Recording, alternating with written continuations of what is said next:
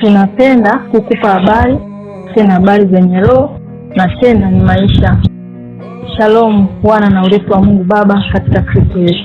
Kwa jina naitwa Mikaeli Masafi, mgenzi wa yaliyojiri habari mseto, mahali ambapo tumekuwa tukikupa habari njema za ufalme wa Mungu, mahali ambapo tumekuwa tukifanya kazi na Bwana kila siku iitwapo leo. Hivyo leo nimekuletea tena habari njema, kukaribisha katika mkesha wa fungate na Roho Mtakatifu utakaofanyika tarehe 31 katika ukumbi wa Abnoi Sinza Sheklango. Hivyo nikukaribisha sana mwana wa Mungu, lakini zaidi sana ninakutakia heri ya sikukuu ya Noeli pamoja na mwaka mpya. Shalom, shalom.